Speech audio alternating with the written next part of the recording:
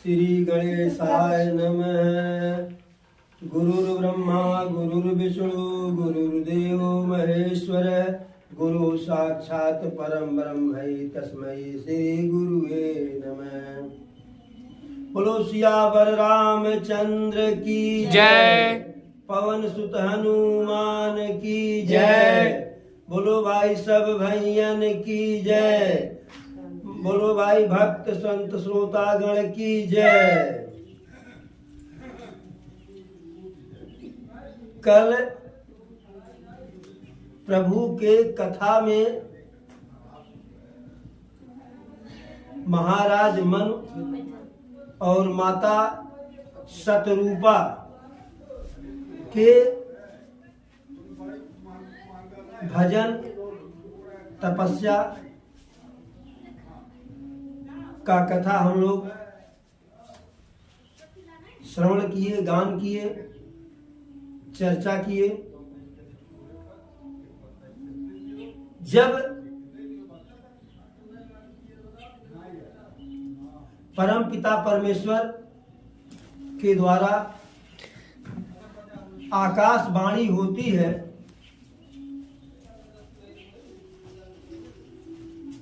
कि हे राजन,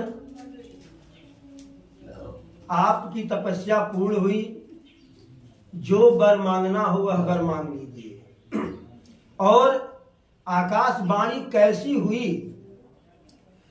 मृतक जियावन गिरा सुहाई, श्रवण रंध्र होई उर जब आई। हष्ट पुष्ट तन भय सुहाए, मानहु अबहि भवन ते आए। आकाशवाणी न हो करके जैसे अमृत की बरसात हुई हो।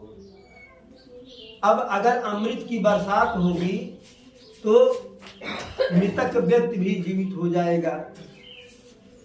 इतना मधुर, इतना प्रभावकारी उस आकाशवाणी का प्रभाव यह हुआ कि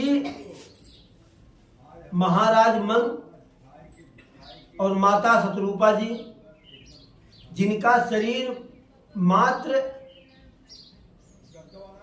अस्थि मात्र का रह गया था, जिसको कहते हैं नर कंकाल, मात्र हड्डी भर शरीर में बची हुई थी, इतने जर्जर हो गए थे। लेकिन इस आवाज को सुनते ही दोनों के दोनों एकदम हष्ट पुष्ट हो गए। और महाराज जी स्वयं को देख रहे हैं तो लग रहा है कि अभी जो है अपने राजमहल से आ रहे हैं। तब तक माता जी को देख रहे हैं, शतरूपा जी को, वह भी हरा भरा हो गई, वह भी तरोताजा हो गई। अब यह चमत्कार देख करके श्रवण सुधा सम बचन सुनी, पुलक प्रफुल्लित गात। बोले मुनि करि दंडवत, प्रेम न हृदय समात।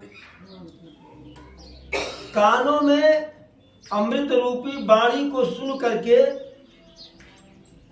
महाराज का संपूर्ण शरीर जो है प्रफुल्लित हो गया, गदगद हो गया। देखिए, मन और शरीर अपने आप से प्रफुल्लित और गदगद नहीं होगा। जब अंतर आत्मा संतुष्ट हो जाएगी तभी गदगद होगा। कोई आंतरिक या बाह्य दुख हो तो उसमें शरीर के प्रफुल्लित होने का कोई सवाल ही नहीं है। ऐसी स्थिति में बोले मनु कर दंडवत, प्रभु को प्रणाम करते हुए बोल रहे हैं, प्रेम न हृदय समात। और देखिए, जब हम एकाएक बहुत बड़े परेशानी में आ जाते हैं तो भी वाणी जो है हमारा साथ जो है जिस तरह से देना चाहिए उस तरह से नहीं देती है। अभी एकाएक कोई विपदा आ जाए अचानक तो मुंह से आवाज नहीं निकलता है, ठीक उसी प्रकार प्रसन्नता में भी एकाएक कोई बहुत बड़ी उपलब्धि हो जाए तो मुंह से वाणी नहीं निकलता है। भाव को व्यक्त करने के लिए वाणी के जगह पर नेत्रों से आंसू निकलने लगते हैं। ठीक वही स्थिति जो है महाराज मनु की है। प्रेम न हृदय समात, उनके हृदय में प्रेम समा नहीं रहा है। अब हाथ जोड़ करके कह रहे हैं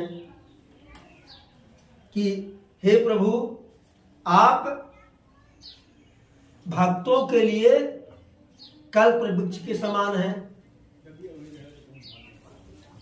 कामधेनु गाय के समान है। आपके चरण कमलों की वंदना स्वयं ब्रह्मा जी, विष्णु जी, महेश जी करते हैं और आप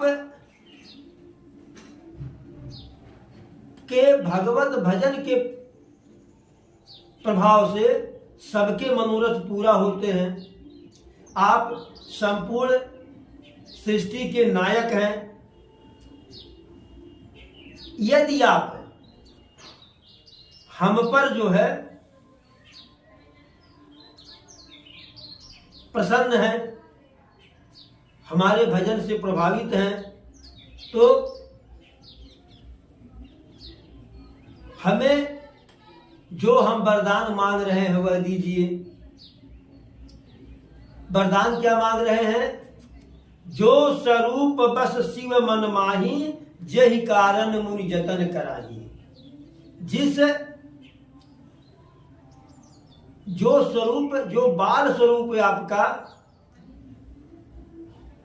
श्री शिव शंकर जी के मन में विराजमान है, हृदय में विराजमान है, जिस स्वरूप के लिए ऋषि मुनि आपका भजन करते हैं, तपस्या करते हैं, भगवत करते हैं, साथ ही कागभूषुंड जी के मानस रूपी सरोवर में आपका जो स्वरूप है नौका विहार करता है, जो आपका अगुण शरीर है, स्वरूप है, सगुण स्वरूप है, हम आपके उसी स्वरूप को जी भर के देखना चाह रहे हैं।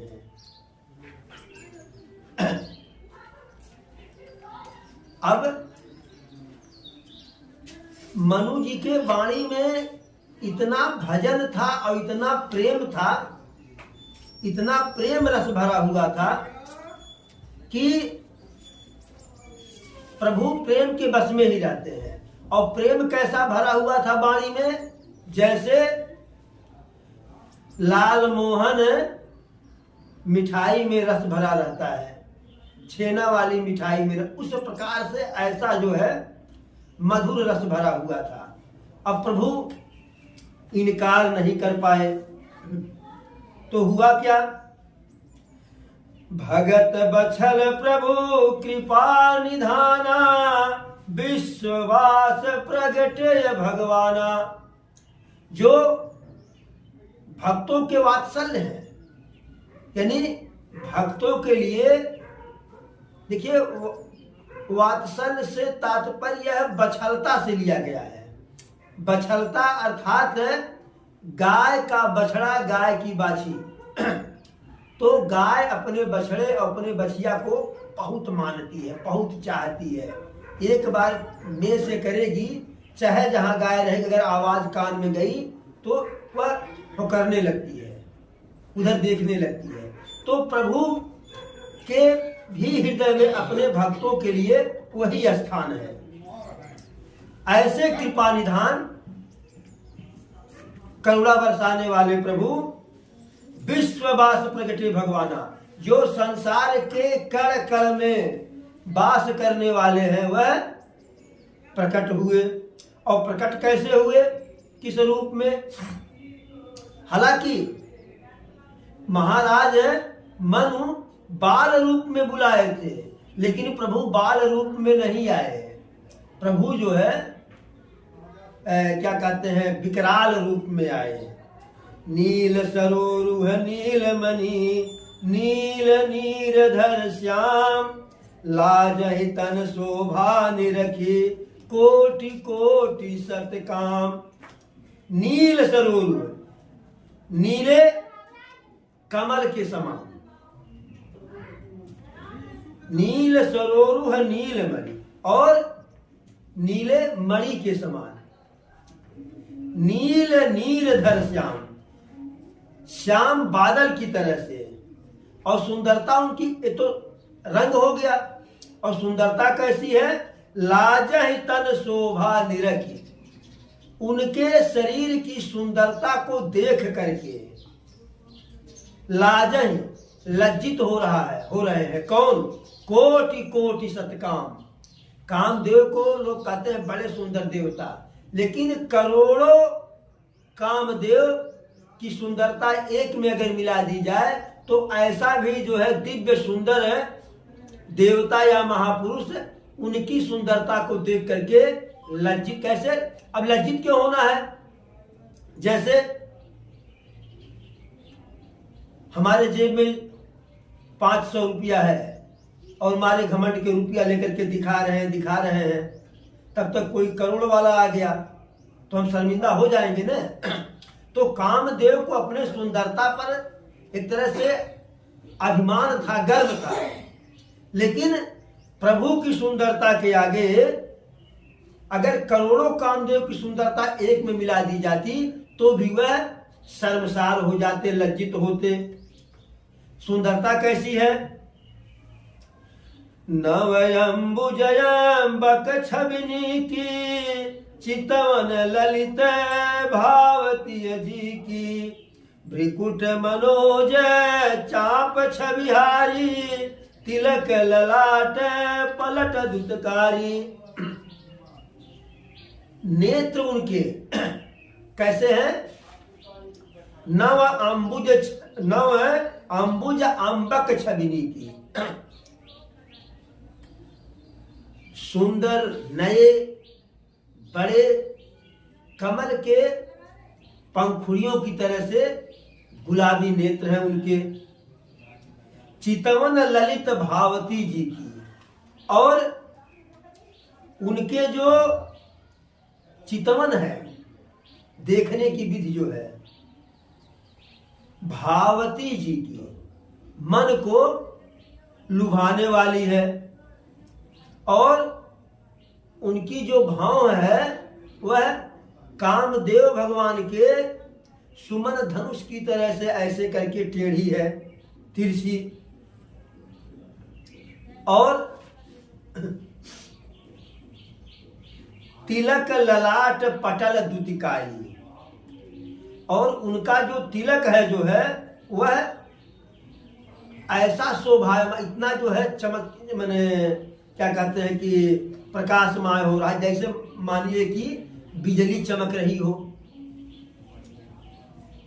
कानों में, अब और उनके शोभा का वर्णन गोस्वामी जी करते हैं, कुंडल मकर मुकट सिर भ्राजा, कुटिल केस जनु मधुप समाजा।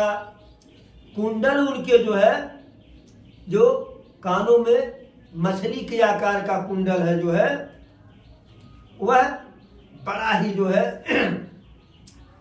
शोभायमान है। और जो मुकुट के नीचे घुघराले बाल लटक रहे हैं काले काले, वह ऐसे लग रहे हैं जैसे भंवरों का समूह हो। उर श्रीवत्स रुचिर बनमाला, पदिक हार भूषण मणिजाला। और उनके हृदय पर सुंदर स्फटिक मणियों का जो है माला लटक रहा है, और उसमें अनेक प्रकार के रत्न जड़े हुए हैं। के हरिकंधर चारु जनेऊ, बाहु विभूषण सुंदर तेऊ। केहरी कंधर, उनके कंधे कैसे हैं?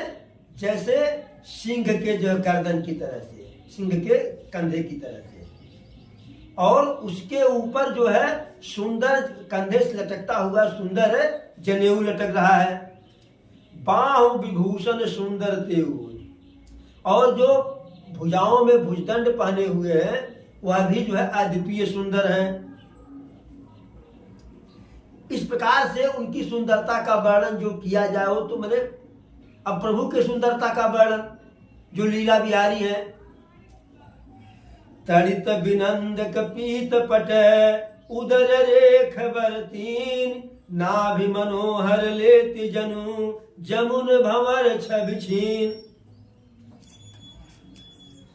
उनका जो वस्त्र पीतांबर है, उनका जो वस्त्र पीतांबर है, ऐसे लग रहा है कि जैसे स्वर्ण चमक रहा हो, उसी कलर का है। सोने की बिजली जैसे चमक रही हो। और उनके पेट पर सुंदर सुंदर जो है 3 रेखाएं, इसको कहते हैं त्रिवाली है, त्रिवली, सुंदर सुंदर 3 रेखाएं हैं।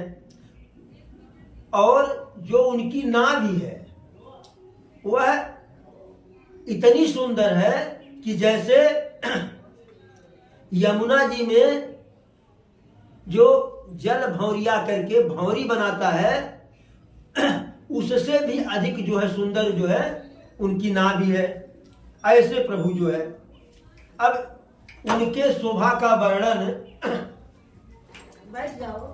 प्रभु के शोभा का वर्णन नहीं किया जा सकता है। अब जब प्रभु ऐसे सामने आए तो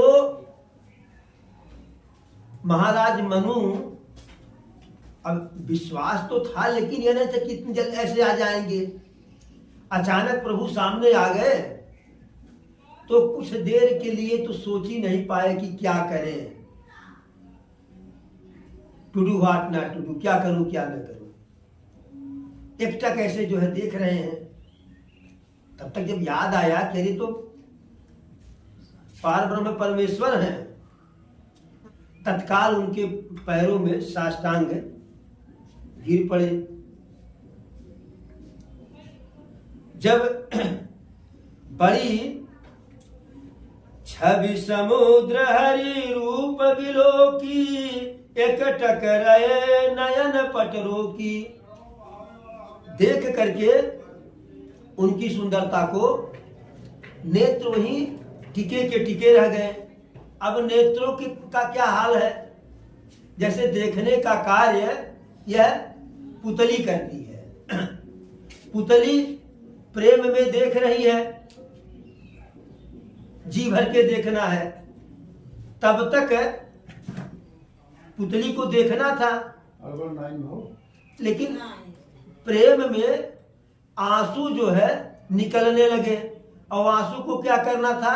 प्रभु के चरणों को धुलना था। तो पुतली आंसू से कह रही है, अरे भैया थोड़ी देर और रुक जाओ, जरा देख लेने दो।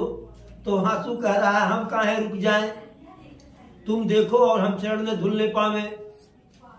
तब तक पलक जो है वह पलक सोच रही है कि हम काहे ने प्रभु को अपने नेत्रों में ही बंद कर लें, अपने नेत्रों में ही काहे न बंद कर लें।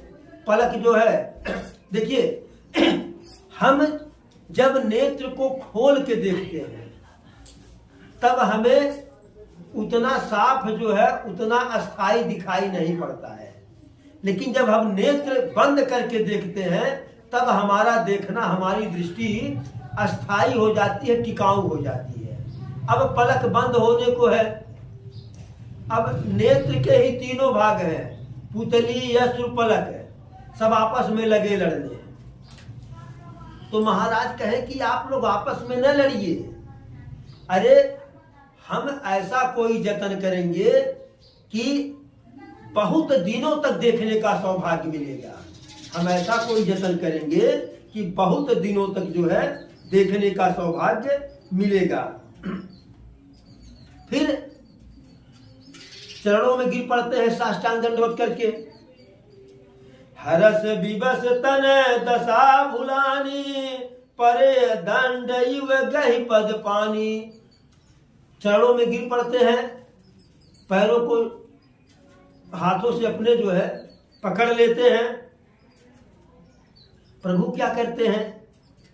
सिर पर से प्रभु निज कर कंजा, तुरंत उठाए करुणा पुंजा।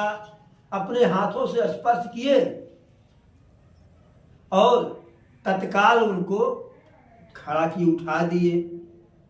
अब प्रभु क्या कह रहे हैं?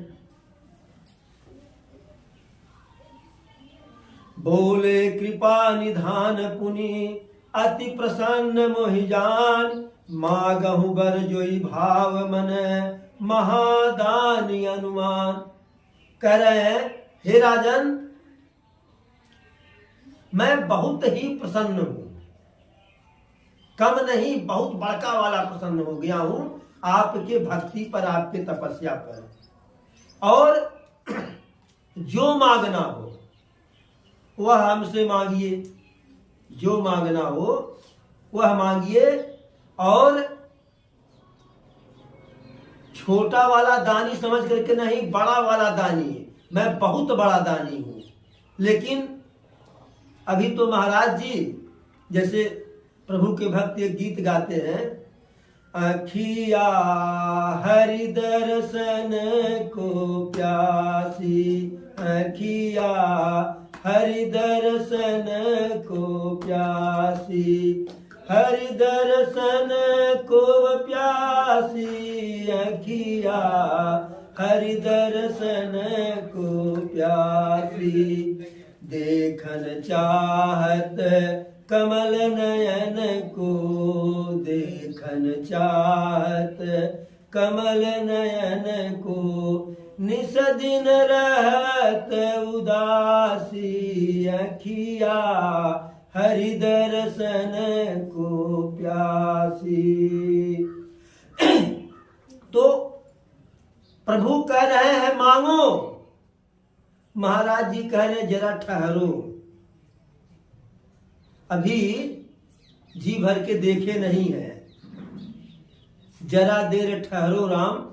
तमन्ना यही है कि अभी हमने जी भर के देखा नहीं है। जरा देर ठहरो राम, जरा देर ठहरो राम, तमन्ना यही है कि अभी हमने जी भर के देखा नहीं है, कि अभी हमने जी भर के देखा नहीं है। तो प्रभु कह रहे हैं मांगो, और महाराज जी कह रहे हैं जरा सा ठहरो। जब प्रभु बार बार कहे कि मांगो मांगो, निर्भय होकर के मांगो, तब महाराज देखिए कल भी बताए थे, आज बता रहे हैं कि प्रभु सब कुछ देना चाहते हैं, प्रभु सब कुछ देना चाहते हैं, लेकिन अपनी भक्ति नहीं देना चाहते हैं। एक तो जब हम लोग किष्किंधा कांड में चले,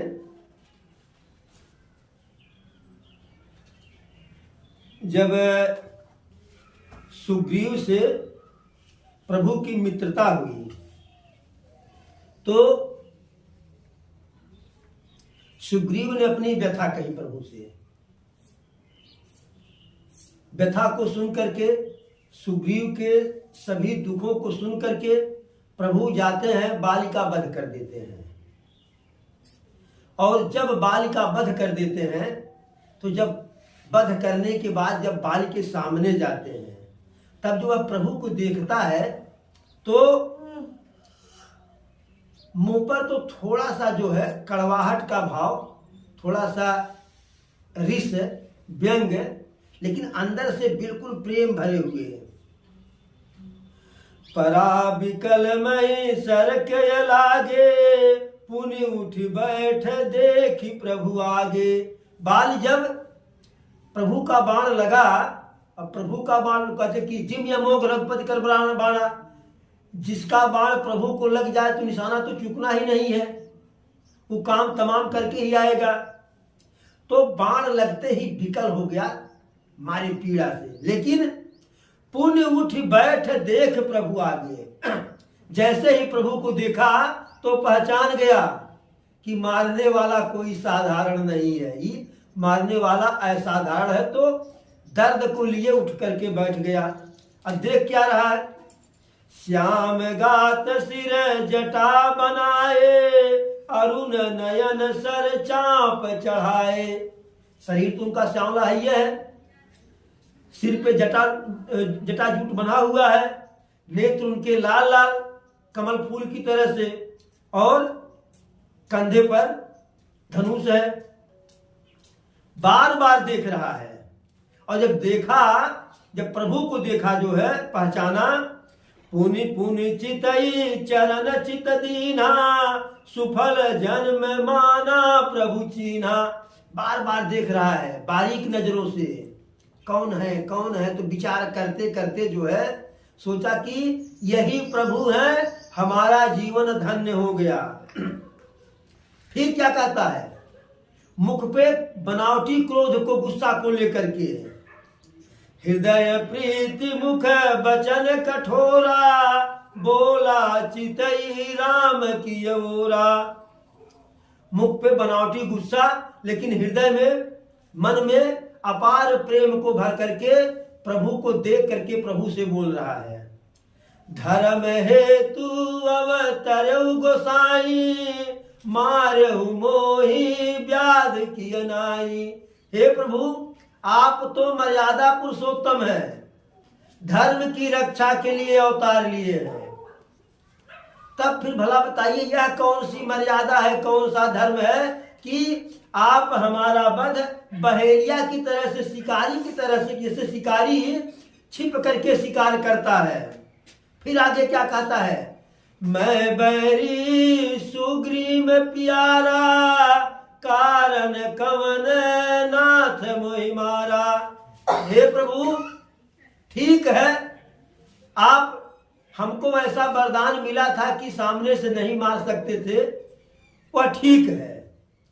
समर्थ के नहीं दोष गोसाई, आप सामर्थ्यवान हैं, जो कीजिए सब ठीक है।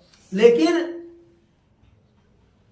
हम और सुग्रीव दोनों भाई भाई हैं, और लोग कहते बाबू दुई भाई झगड़ा है, बीच में पड़ा, आपस में निपट ले थे। आप हमारे बीच में क्या करने के आ गए, और मैं बैरी कैसे हो गया, सुग्रीव प्यारा कैसे हो गया। अब प्रभु के सामने धर्म संकट ला करके खड़ा कर दिया। प्रभु क्या कहते हैं, जवाब देते हैं कि किस लिए मारा। अनुज बधु भगनीय सुत नारी, सुन सठ कन्या समय चारी, इन्हीं कुदृष्टि बिलोक जोई, ताहि बधय कछु पाप न होई। अनुज बधु यानी भाई की पत्नी, भगनी बेटे की पत्नी और अपनी पुत्री, ये चारों एक समान होते हैं। चारों में कन्या का रूप देखना चाहिए। और सुन सठ कन्या समय चारी, हे मूर्ख, यह चार की चारों कन्या की तरह से होती हैं। इन्हीं कुदृष्ट बिलोक ही जोई, जो इनको गलत निगाह से देखता है, उसे उसका वध करने से, उसे मारने से कोई पाप नहीं होता है, कोई अधर्म नहीं होता है। और तूने भाई के पत्नी को जो है बरात पूर्वक अपनी पत्नी बना लिया, भाई के राज्य को छीन लिया। तब फिर कहता है प्रभु से, प्रभु यह जो आप मर्यादा की बात बता रहे हैं, सिद्धांत की बात बता रहे हैं, यह मानव के ऊपर लागू होता है। हम तो बंदर हैं, बंदर में वह नैतिकता, वह धर्म की पाठशाला कहाँ है। हम तो स्वभाव से कामी हैं। फिर प्रभु कहते हैं कि ठीक है चलो, लेकिन जब तुम आ रहे थे तब तुम्हें किसी ने रोका नहीं। तो उसने कहा कि हाँ रोका, मेरी पत्नी ने मुझको रोका। कहे तुम यह भी जान रहे थे कि सुग्रीव हमारे अधीन है, यह भी जान रहे थे कि सुग्रीव हमारे अधीन है, और उसके बाद भी तुम हमसे नहीं डरे। हमारे अधीन जाना कि हमारी छत्र छाया में सुग्रीव है, फिर भी यहाँ पे आए। यह पाप तूने किया, ऐसा पाप तूने किया। अब बाल फिर कहता है कि प्रभु आपकी चतुराई हमारे सामने नहीं चलेगी। क्यों? सुनहु राम स्वामी सन चलन चातुरी मोर, प्रभु अजहू मैं पापी अंत काल गति तोर। हे प्रभु, आप हमें बार बार पापी कह रहे हैं, बार बार अपराधी कह रहे हैं, अधम कह रहे हैं, लेकिन आपकी चतुराई जो है हमारे सामने अब नहीं चलेगी। क्यों नहीं चलेगी? क्योंकि हमारा अंत समय है, हम प्राण हमारे जाने वाले हैं और आप हमारे सामने खड़े हैं, इसके बाद ही मैं पापी हूं। एक बार जो प्राण निकलते समय प्रभु का नाम ले लेता है उसको मोक्ष मिल जाता है, और आप तो साक्षात हमारे सामने खड़े हैं। तो प्रभु बातों के जाल में फंस गए, और फंस का गए, फंसना था जानबूझ करके जो है। तो कहते हैं कि सुनत राम यति कोमल वाणी, बाल शीस पर स्यौ निज पानी। बाल के कोमल वाणी को सुनने से सुनते ही अपने हाथ को उसके सिर पे स्पर्श कर दिए कि मोक्ष दे रहे हैं। लेकिन फिर बाल को माया में, लौकिक धन इत्यादि में, संपदा में फंसा रहे हैं। क्या कह रहे हैं? अचल करऊ तन राखऊ प्राणा, बाली कहा सुनु कृपा निधाना। अब लालच दे रहे हैं, हे बाली, यदि तू चाहे, अगर तुम्हारी इच्छा हो तो तुम्हारे प्राण को अचल कर दूं, चलने न दूं, प्राण रख लूं। तो बाली कहा कि हे प्रभु, चतुराई नहीं लगेगी, हे कृपा निधान सुनिए। जन्म जन्म मुनि जतन कराही, अंत राम कही आवत नाही। जासु नाम बल शंकर काशी, देत सबहि समगति अविनाशी। तो बाल कह रहा है कि जिसके लिए आपके भक्त लगातार भजन करते हैं, जप करते हैं, तपस्या करते हैं, अंत राम आवत नाही, अंत काल राम आवत नाही, या अंत राम कहीं आवत नाही। तो यहाँ दो अर्थ है। एक तो यह है कि देखिए, प्राण निकलते समय व्यक्ति मोह माया के बंधन में बंधा रहता है, मुंह से राम निकल नहीं पाता है, और अगर राम निकल जाए तो फिर क्या पूछना है। तो यह इसका दो अर्थ है कि मैंने पूजा पाठ तपस्या भगवत भजन करने के बाद भी अंत समय राम नहीं कह पाते हैं, और वह राम हमारे सामने है। भला मैं इतना बड़ा मूर्ख हूं, अरे बंदर तो हूं, लेकिन इतना बड़ा बुद्धिहीन नहीं हूं कि जिसकी जो है कोई उम्मीद नहीं वह हमको मिल रहा है। और दूसरा, अंत राम कहीं आवत नहीं, इसका दूसरा अर्थ यह है कि जो अंत में राम कह लेता है जाते समय, फिर आवत नहीं, इस आवागमन से मोक्ष से मिल जाता है, वह परम धाम को चला जाता है, फिर उसे इस मृत्यलोक के आवाजाही से मुक्ति मिल जाती है। यहाँ दो अर्थ है, अंत राम कहीं आवत नहीं। तो प्रभु सब कुछ देना चाहते हैं, लेकिन मोक्ष जल्दी नहीं देना चाहते हैं। अब तो प्रभु कहे कि मांग लो मांग लो, तब महाराज मनु कह रहे हैं कि प्रभु अब तो आपके दर्शन हो गए, मांगना क्या है, सब कुछ तो मिल गया, सब कुछ तो मिल गया, लेकिन एक चीज जो है, एक वस्तु मांगना चाह रहे हैं। मांगने में तो हमको अगम लग रहा है। जैसे किसी भिखारी को कल्प वृक्ष के नीचे खड़ा कर दिया जाए, हालांकि वहां कल्प वृक्ष के नीचे खड़ा होकर के जो भी मांगेंगे सो मिलेगा, लेकिन भिखारी अपनी दीनता के अनुसार थोड़ा ही मांगेगा कि अधिक मांगेंगे पता नहीं मिलेगा कि नहीं मिलेगा। तो वही कह रहे हैं महाराज जो है कि हमारे लिए तो अगम है, मैंने हमको संदेह है कि मिलेगा कि नहीं, लेकिन आपके लिए बहुत ही आसान है। लेकिन आपके प्रभाव को जानता भी हूं कि आप जो चाहेंगे दे देंगे, लेकिन फिर भी जो है थोड़ा सा हमारे मन में संशय हो रहा है। कहे भाई मांगिए, कोई संशय नहीं। फिर तो कहते हैं सो तुम जानहु अंतर्यामी पुरवहु मोरे मनोरथ स्वामी। हे प्रभु, आप तो अंदर की बात जानते हैं, तो आप हमारे जो है मन की इच्छा को, मन की कामना को पूरा कर दीजिए। अब चाह तो रहे थे मनु जी कि यह कह दें कि प्रभु जो है आप ही हमारे घर हमारा पुत्र बन करके आइए, लेकिन तो परम पिता हैं। अब कोई लड़का, कोई बेटा अपने बाप से नहीं कह सकता है कि अगले जन्म में तुम्हारा बेटवा बन के आओ। तो बात को वहां घुमा दिए। क्या कहे? दान शिरोमणि कृपा निधि नाथ कहूं सति भाव, चाहूं तुम्हें समान सुत प्रभु सन कवन दुराव।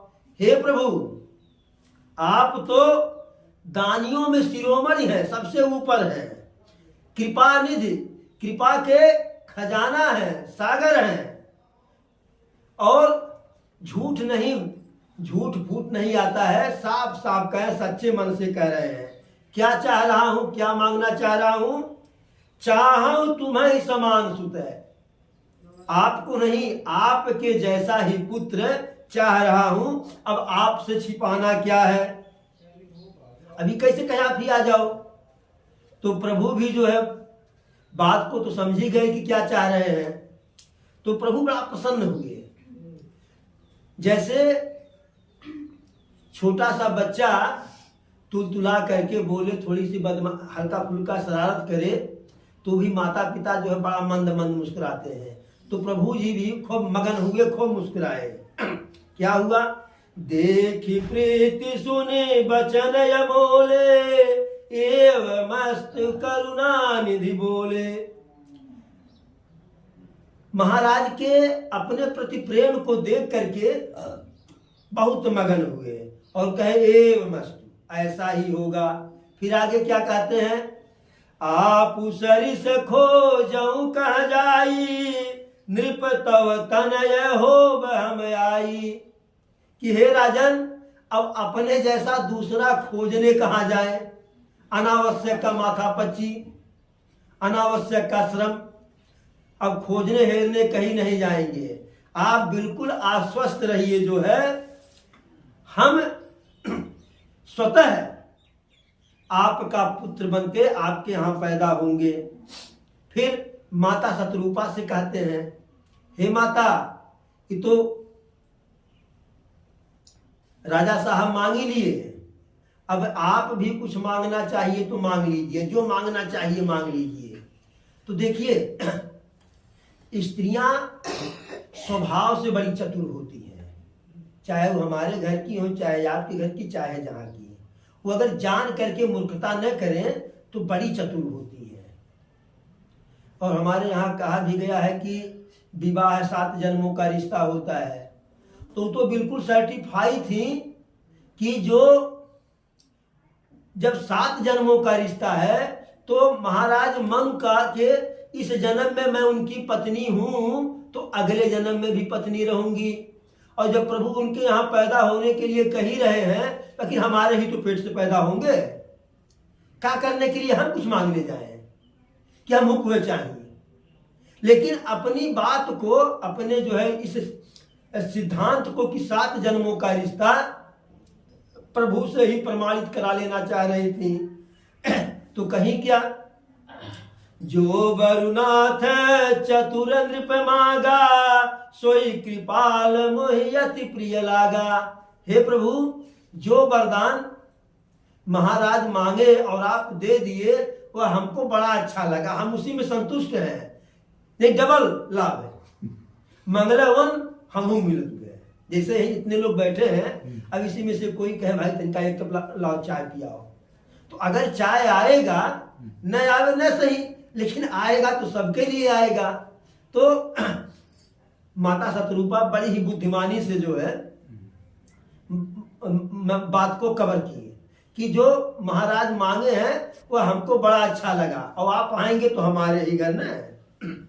फिर आगे जो है माता कहती है कि प्रभु, अब चूंकि एक बार आप कहे मांगने के लिए, हम कहें कि नहीं कुछ चाहिए, जो महाराज मांगे वही पर्याप्त है, लेकिन अब थोड़ी सी ढिठाई हो रही है कि यद्यपि स्वामी के सामने ढिठाई उचित भी होता है, और आप भक्त वत्सल हैं तो आपके सामने तो पूर्णतः ठीक ठाक है, कहीं कि आपकी भक्ति हमको चाहिए।